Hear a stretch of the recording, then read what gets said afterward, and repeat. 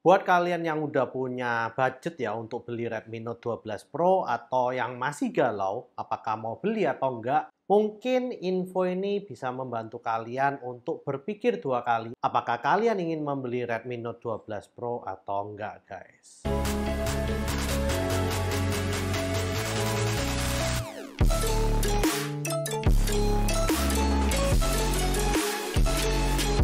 Yo guys, balik lagi dengan Billy di sini dan kali ini kita akan kembali lagi di DJ News. Oke, tanpa lama-lama ya, kita akan langsung masuk ke pokok permasalahannya kita akan bahas ini guys. Jadi kalau kalian udah punya budget ya kira-kira 5 jutaan gitu ya. Dan kalian udah siap nih untuk beli di flash sale Redmi Note 12 series. Yang kalau kalian ingin paling powerful kan ya Redmi Note 12 Pro yang 5G-nya ya guys.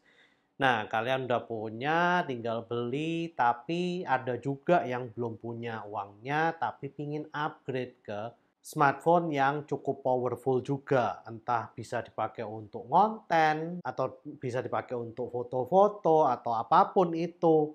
Nah, di sini itu ternyata Redmi Note 12 Pro yang 5G ini memang cukup oke ya untuk dibeli. Tapi kalau kalian masih galau atau masih pingin sesuatu yang lebih dari smartphone mid-range ini, mungkin nggak ada salahnya untuk kita simak juga rumor dari Poco F5 dan juga Poco F5 Pro guys.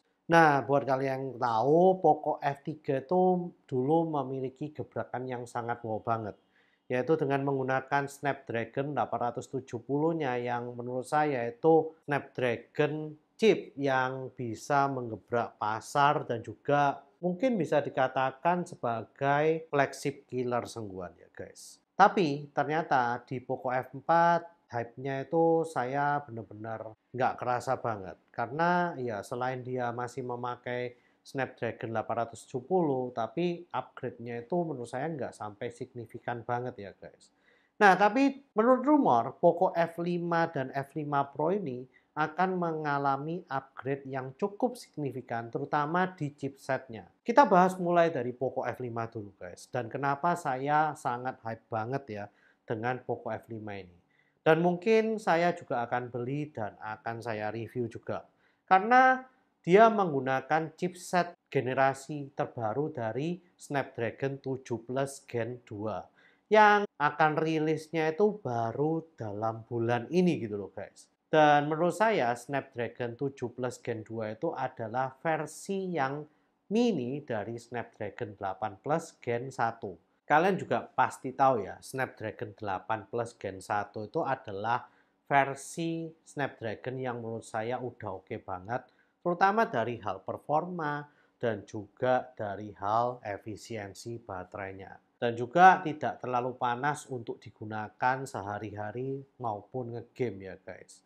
Throttlingnya itu udah di-handle dengan cukup baik daripada Snapdragon 8 yang generasi 1. Nah, di sini Snapdragon 7 Plus Gen 2 ini adalah versi mininya yang tentu saja tidak se-powerful 8 Plus Gen 1 tapi sudah mendekati 8 Plus Gen 1. Menurut rumor juga Antutunya itu bisa mencapai 1 juta dan juga untuk versi GPU-nya sendiri itu dia bisa memainkan Genshin Impact itu dengan rata-rata frame per second-nya adalah 52. Dan menurut saya ini sudah mendekati sebuah flagship, bahkan bisa mengalahkan flagship yang hanya menggunakan kira-kira Snapdragon 888 mungkin ya.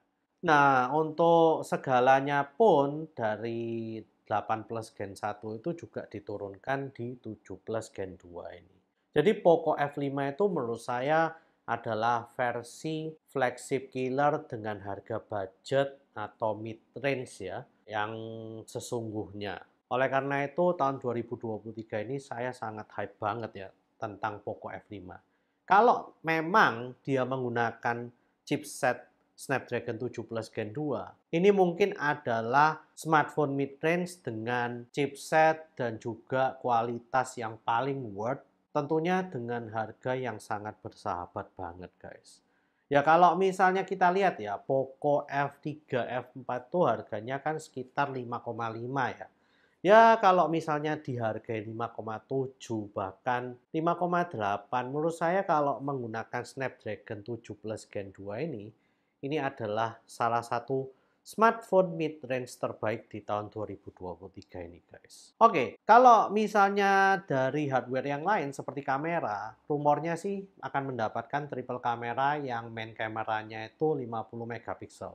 Dan menurut saya ya, Poco ini bukan untuk jepret-jepret atau syuting video ya guys. Yang penting udah punya kamera yang cukup oke untuk syuting video dan juga potret foto, menurut saya sih udah oke banget gitu ya.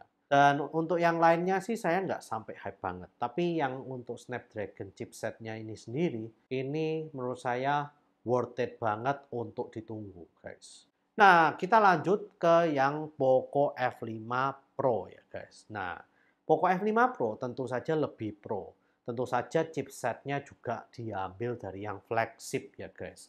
Bukan Snapdragon 8 Gen 2, tapi dia menggunakan Snapdragon 8 Plus Gen 1. Iya, bapaknya yang dari 7 Plus Gen 2 tadi sih guys. Dan tentu saja banyak yang mirip tapi dengan performa yang lebih wow lagi. Dan GPU-nya juga lebih wow dan bisa lebih frame per second-nya serta lebih stabil daripada 7 Plus Gen 2 tadi. Tapi untuk yang lainnya mungkin nggak sampai berbeda jauh banget. Tapi untuk kamera dan chipsetnya itu dia yang mendapatkan perbedaan yang lumayan cukup jauh ya guys. Karena chipsetnya yaitu seri 8 dan kameranya itu upgrade dari 50 megapiksel menjadi 64 megapiksel. Tapi ya namanya Pixel Wars, saya sih nggak terlalu percaya ya guys. Yang penting sih sebetulnya adalah softwarenya yang mengolah untuk hasil foto dan juga video dari kamera tersebut. Karena kalau misalnya hardware-nya udah bagus, tapi software untuk pengolahan video dan fotonya jelek, ya akhirnya hasilnya juga mediocre atau nggak bagus-bagus banget gitu loh guys. Tapi yang pasti, dapur performanya ini udah pasti sangat kencang banget guys kalau untuk F5 Pro ini.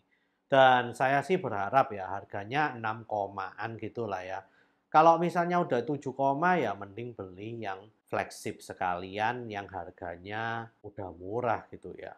Oke, mungkin ya ini bisa menjadi pertimbangan kalian. Kalau kalian masih bingung atau galau atau mungkin udah siap ya untuk beli Redmi Note 12 Pro 5G yang kalian pikir bisa menjadi HP atau smartphone mid-range terbaik di tahun 2023 ini. Dan saya udah katakan bahwa HP atau smartphone mid-range di tahun 2023 ini kalau yang menggunakan Snapdragon 7 Plus generasi kedua dengan harga sekitar 5,5 sampai 6 jutaan, menurut saya Poco F5 ini kalau memang benar segitu bakal jadi the best mid-range phone of 2023 ini.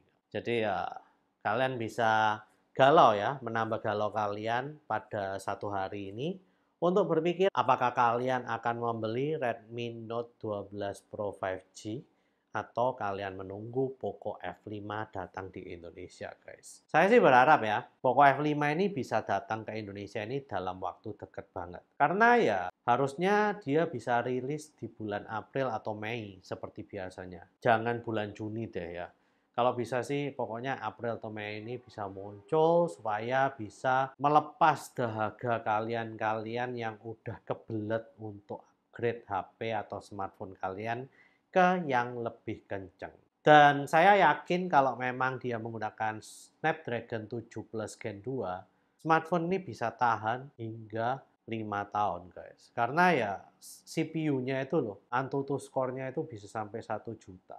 Dan menurut saya mid-range phone yang Redmi Note 12 Pro 5G aja itu masih skor Antutunya 500 ribuan.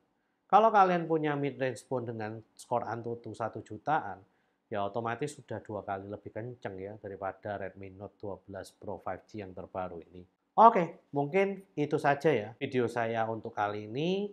Saya senang sih untuk menambah galau kalian di hari ini. Please share, like, dan subscribe ya. Jika kalian suka dengan video kali ini, komen jika kalian ingin berdiskusi atau bertanya-tanya tentang Poco F5 dan juga Poco F5 Pro ini, guys. See you guys di video selanjutnya. Kita tinggal tunggu aja sih Poco F5 ini kapan muncul di Indonesia. Kalau bisa sih sekalian lah ya, tambahin yang juga Poco X5 dan X5 Pro juga di Indonesia. Karena sampai sekarang ini belum muncul gitu ya. Padahal di luar negeri udah muncul tuh yang X5 dan X5 Pro.